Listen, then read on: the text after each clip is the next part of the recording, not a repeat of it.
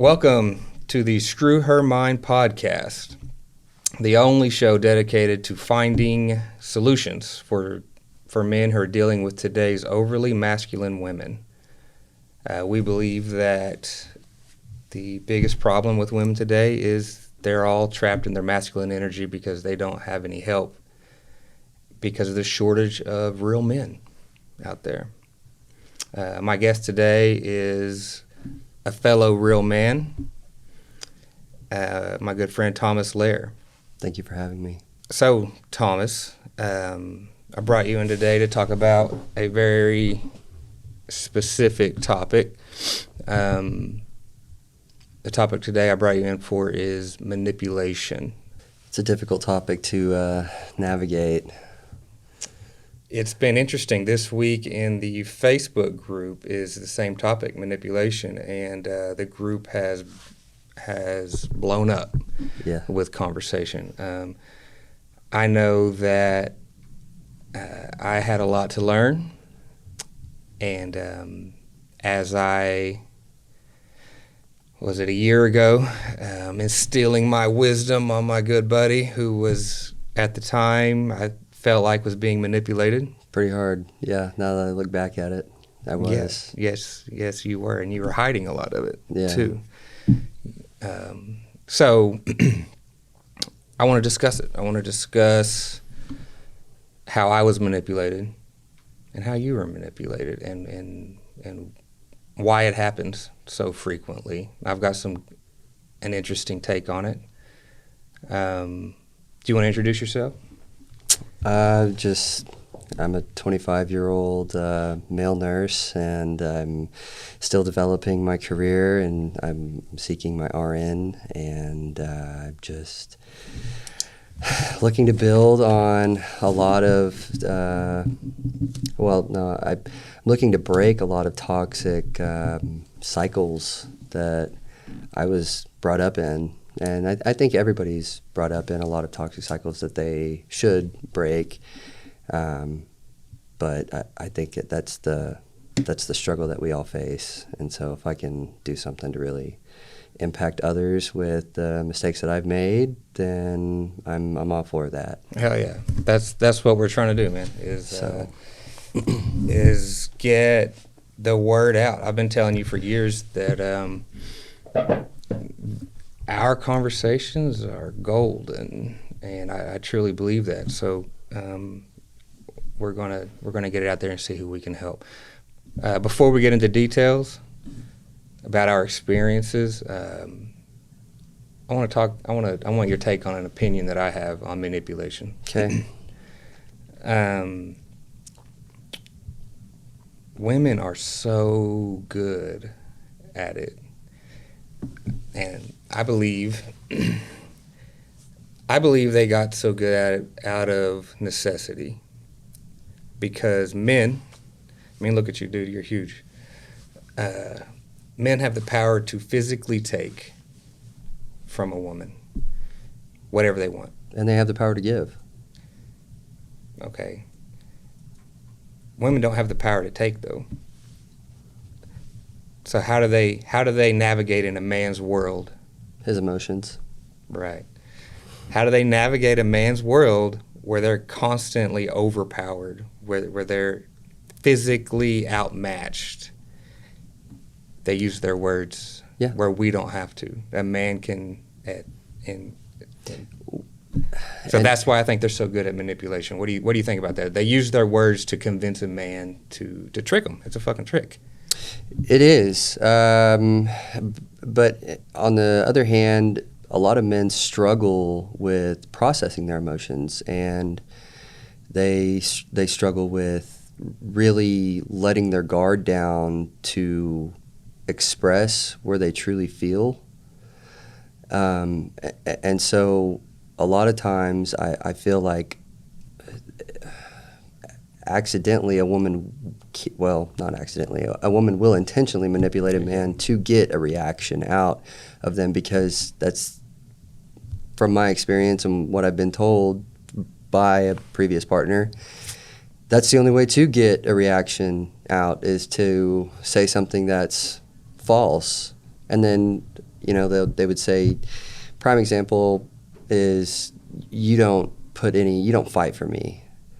When, I mean, that's so triggering to me. Like, I don't fight for you. What define fight? That's what I want to know. Yeah.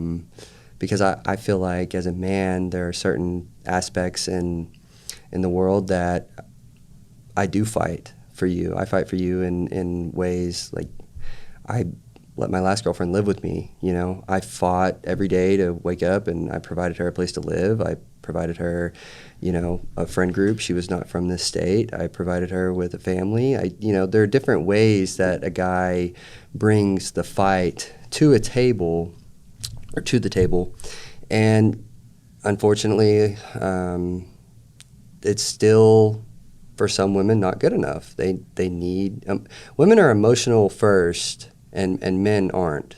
Right. Men are physical first, and so I bring physical attributes. That's what my fight is. I want to make sure that you are safe every night. I want to make sure that you have food to eat. I want to make sure that, you know, you're taken care of in all these ways that are quantifiable. They're measurable, and emotions aren't the most measurable thing on intangible. Yeah, intangible. Yeah, they are. Yeah. So it's a struggle. It's a balancing act for sure. So all of that makes sense, and it's the same thing that I hear all the time. Mm-hmm. My approach to that is honestly be above all that shit. Be above. You can't mince. You and I cannot mince words with the woman. If there's a woman right here, a crafted, smart, intelligent, experienced female would kick our ass. In a word battle? In a word battle. Oh, yeah. The same way, honestly, in the same way if things were physical, you know. So, Mm-hmm. you know, really, and in the program, what I teach is just don't even get wrapped up in those word battles. And it's hard. Because as a man, if you are my partner, Yeah. I want to see, I just want to know that you're happy. Like Right. That's it. Like Right. I want to know that you're cared for. I want to know that you feel and also believe that you were cared for, and that shows through your actions. Mm-hmm. So when I hear certain things like you don't fight for me, or what's another one I'm put on the spot here? Bro, it doesn't matter. It's because it's all you and I and men, we're listening to those words in a logical, technical and meaning you can't of those words. You can't apply logic to that. No, and what I'm saying, you know, in that chapter on manipulation, like she's trying to convey her feelings, right? And we're not receiving feelings because that's not how we act. That's not how I talk to you. You know, Yeah. You talk to me, it's facts coming out your mouth. And that's what I'm hearing, and that's how I'm addressing you. With women, it's this intangible feeling that they're trying to convey. We're getting a little bit off manipulation. So they do that all the time, all day, every day, throughout their life. And that's how they get. So when they want something, and this is when it becomes evil. I preach open, honest communication. That's the only thing that should be allowed in a relationship. Mm-hmm. And you and I, dude, we're friends. And you know, you've heard me open and honest. I'm going to tell you what's good for you. That's why we're friends. And we'll fight about it. Yeah. But that's the only thing that should be happening in a relationship, especially. Anything else is bullshit. It's manipulation. It's how do I get what I want from this man? And we're sitting back expecting open and honest communication, right? Mm-hmm. And they're going into the conversation with an agenda. That's manipulation.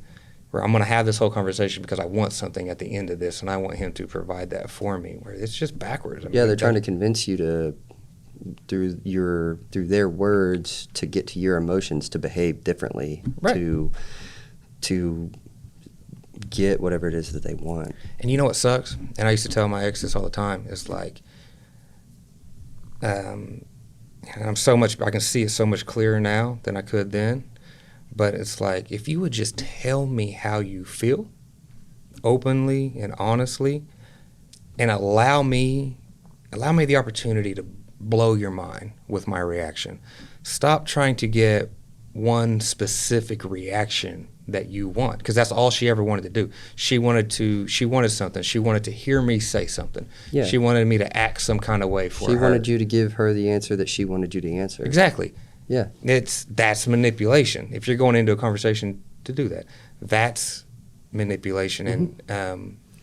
And it didn't register for me for a long time.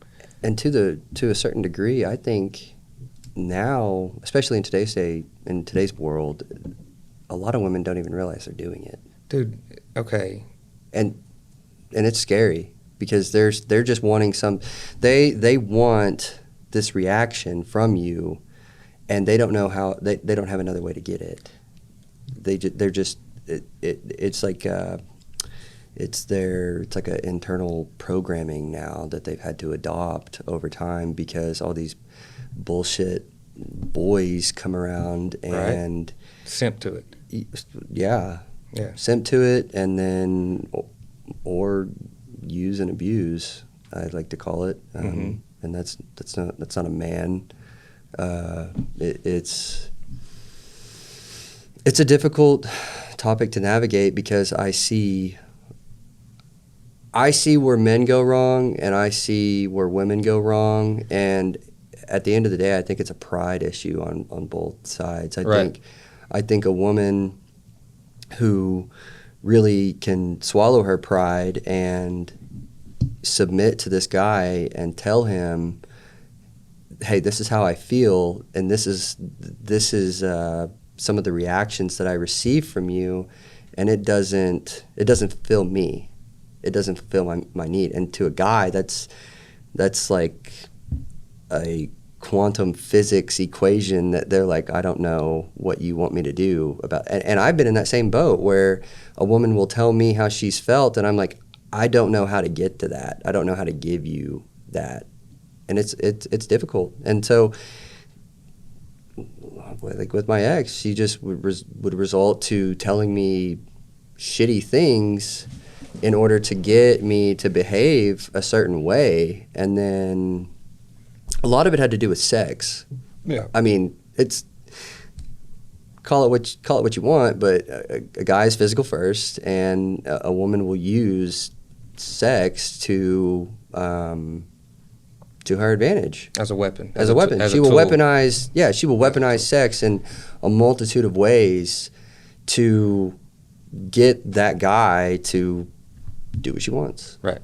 Or say what she wants, or behave the way she. Yeah. Yeah. Yeah. So you said so many things, I don't even know which part to address, but there's a piece in the program where you don't have sex. You remove sex from the equation. That's when the clarity for me came. Oh yeah, same. We talked about this. So yeah. The reason you're here is you contributed heavily to the manipulation chapter in the book. Our conversations, me relaying my prior experiences to you, I feel like connected with you and gave me a lot of insight and just something to someone to bounce ideas off of necessarily. So I didn't just go into a conversation with her. I guess by letting Jesus take the wheel, so to speak. That ain't never going to work. No, it doesn't. And we get trapped. We get wrapped up in it. They're really fucking good at it. Mm-hmm. And they're really good at. See, I feel guilty, man. Whenever everybody kind of manipulates when you're trying to influence. Oh, yeah. When you're trying to influence somebody. Mm-hmm. Yeah. And if you're good at influencing, you start to manipulate, and it's a selfish thing. But whenever I picked up on myself doing it, especially in a relationship, but with everybody, I'm gonna tell you up front first. This is what I want you to do. Instead of starting at what I want at the end of all this manipulation, I'm just going to go at the beginning and say, usually, and usually when I'm working with somebody, you're there for a reason. You know it. When we work together, hey, Yeah. I made a phone call for a reason because I think you're a great person. I want to work with you on X. Yeah. So you say that shit up front. Yeah. Are you interested? You may say no, I don't know. But that's the opposite of manipulation. That's open and honest communication. And that's how men operate on the regular. And it's these women come in and and you start talking about sex. And, you know, in the chapter I say, you know, with my ex, I've started to see the pattern. I started to see the pattern. The pattern was sex, jealousy, guilt, sorrow. I don't have to deal with it anymore. So yeah, that's I'm the same way. I kind of deleted a lot of. I mean, I didn't delete, but I kind of. Oh, and anger. So what I started noticing was like these were her 5 methods, and she had a list. Go down the list. You know, like what's gonna trigger you? Yeah, but it was the same. It was the same thing all the time. Jealousy and sex were some of her first go-tos. You know, if that wasn't working, it would go down guilt tripping, feel sorry for. Well, anger was at the beginning too, but it was just the same cycle, and it took me a long time to pick up on that. But when I did, I was just like, "There's something about this is very unnatural. It's just very." Very, very fucked up, and it was weird, you know. Yeah, but it made me feel like she didn't give a fuck about me deep down. Right. I mean, just call it what you want, but that's really some of the things that she would say. You can be mad and say some. I don't know. People get mad and say things that they don't mean, but. There's just some things that you have to premeditate. I mean, you just think about saying, and then you say them, and it's evil in itself. I mean, they are intentionally trying to degrade your confidence. They are trying to turn friends against you. I mean, I got to slow you down because, like, you just keep talking. I mean, everything you say is just triggering all these thoughts. I mean, I've been right there with you so much. They keep you weak. You're easily manipulated when you're weaker, when you're feeling weaker, when your confidence is low. Mm-hmm. You're easily manipulated. That's why each time for that year, me and my ex tried to get back together, and I tell her, we're not going to have sex and we're not going to drink. Because those two things really hinder really a man's ability to see clearly. Yeah, see clearly. Can stand in his power, be a man, be strong, be upstanding. Mm-hmm. You know, uh-huh. And she did a really good job. And your ex, and you weren't telling me this for the longest until later, but she was doing the same shit to you, keeping you weak, using sex. Yeah.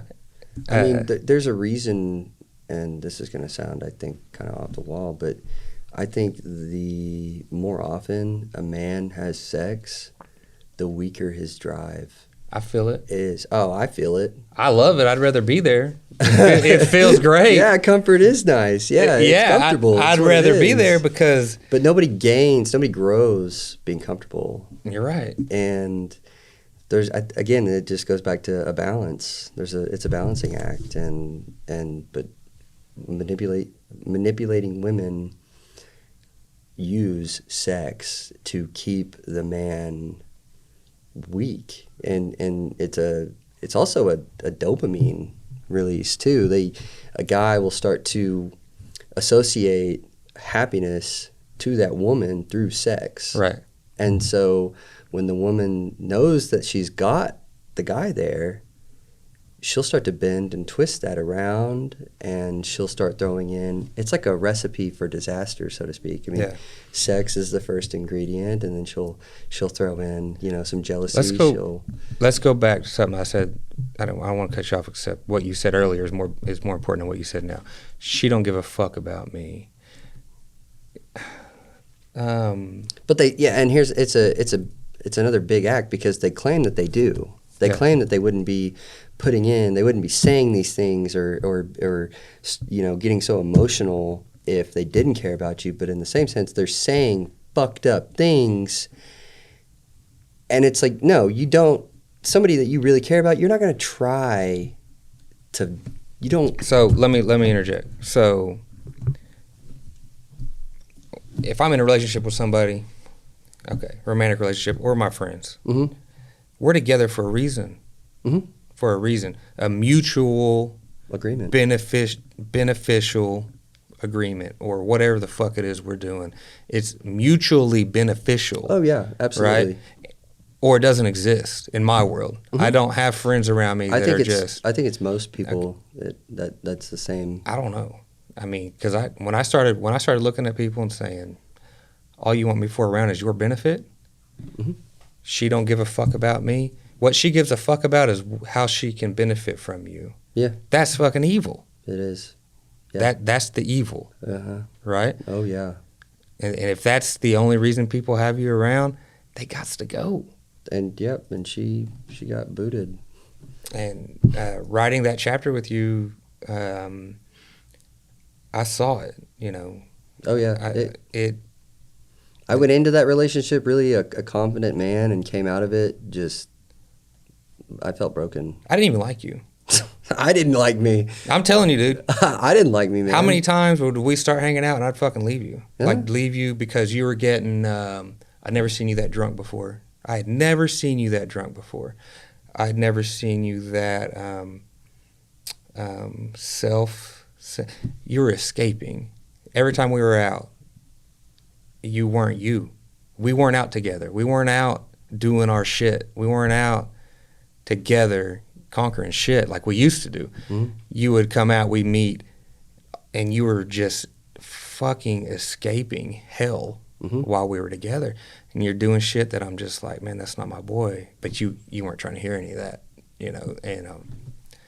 but I mean, every man is himself. There's nothing I could do. But I knew what was going on, and now you do too. And that's why this chapter is so important, because it's huge. Yeah, it was really beneficial. It's really, really huge. It was. It was huge looking back on it for me, and now I can see it.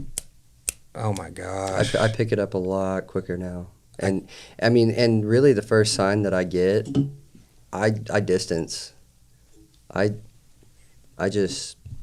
won't even give them the time of day, or I mean, it's like an investment. Both people are investing in each other, the way I look at it, anyways, and. If I start to see things that would scare me away, like I'm not gonna invest as much into that person, physically, mentally, spiritually, financially. I mean, no, I won't. Yeah, I'm the same, man. I can see it, and it starts to become obvious, and it's so helpful. That chapter, everything in this book is so damn helpful. That chapter especially, for a man who's never dealt with it. And I was, I didn't see clarity until I was 40 years old. Mm-hmm. Fuck that. This book needs to get in the hands of guys in their early 20s so they can be where you're at, and they can see that shit coming and go, this girl ain't the one, man. Yeah, and I would encourage anyone that is my age that is struggling or maybe in a predicament in a relationship like that, seek out advice from older men that have been through similar situations. I wouldn't say you take every piece of advice that they have to offer. I mean, I've got a dad that, we were talking about it today. I can't take everything that he says, and he knows that now. and he says, like, I can't tell you everything, but he said, I can tell you what not to go for, you know, Yeah. and that's a start. So that's what I would tell. That's what I would say. There's nothing, you know, and there's the one thing that I'm having a hard time convincing guys, and it's an ego and pride thing, is we don't like Being we don't wrong. like well, no one likes being wrong, Yeah. but we don't like asking for help. No, we don't. Fuck, I hate it. I don't need nobody. Yeah. You know, we got that attitude. And that's I've learned that the hard way. You want the help. If you have a great line of help, use it, and then be there for them if they ever need you. Right. It's a transactional thing. You know, if I'm ever in a low point, like, you've got my back, and then when you're in a low point, I've got your back. Yeah. So. Yeah, and just sharing. It's really weird. And that's one reason why women do it so much. Yeah. Is they share everything. Every fucking detail. There are groups on Facebook. Is anybody dating this guy? Like, they're sharing the men that they're talking to. But sharing, you know, it's not necessarily a feminine thing. It's a human thing to, you know, I call up people and I'll share what's on my mind just almost to fucking get it out before I get started, and it puts you in a more positive spot. But I think we got to wrap up this episode on manipulation. I know I'm not even gonna say I hope it was helpful. I fucking know it was helpful. Yeah. All right. So somebody, Anyway. if one dude picks up on this, That's a W in my book. yeah, absolutely, hell yeah. So come back for more. We're about to do another one on standing in our power and being a man in times like this when we're being manipulated. So tune in for that one as well.